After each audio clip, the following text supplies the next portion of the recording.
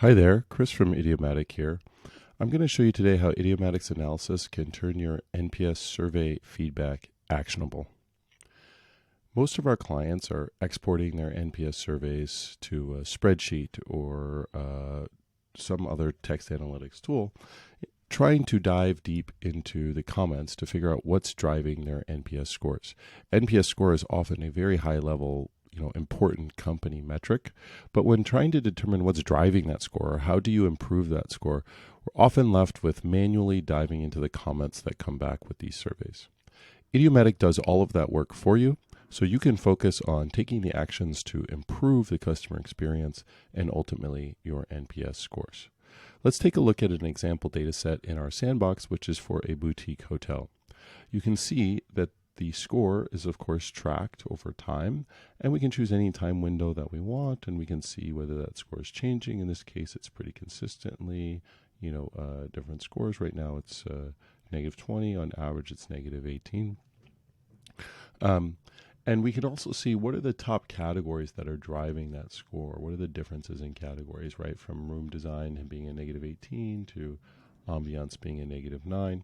What are the top drivers in terms of negative scores? Cleanliness, billing, invoices. If we click on cleanliness, we see cleanliness has a negative 26, whereas the overall score was a negative 18.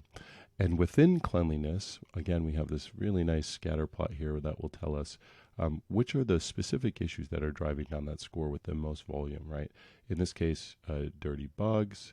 Dirty bathroom is both the highest volume and one of the most negative, the most negative NPS score of negative 41.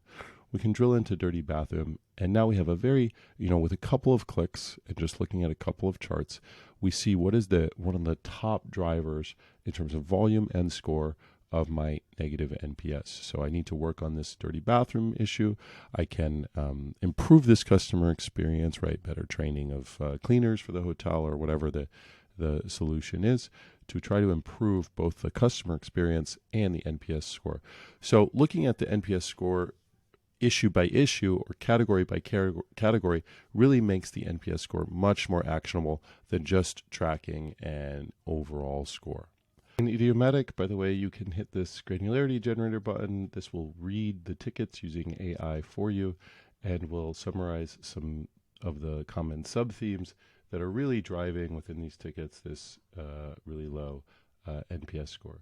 So you see, with just a couple of clicks and the right way of looking at the data segmented by issue or category, you can turn NPS feedback from something that's very unwieldy to something that's very actionable for you. Of course, the base view of looking at volume and segmenting by, for example, passives is always available. This is kind of more like what people do in their spreadsheets. What are the most common comments by passives or by detractors, for example. But the NPS view is often much more actionable because we see the specific score and exactly which categories and issues are driving that specific score. Please let us know if you'd like to supercharge your NPS analysis using Idiomatic.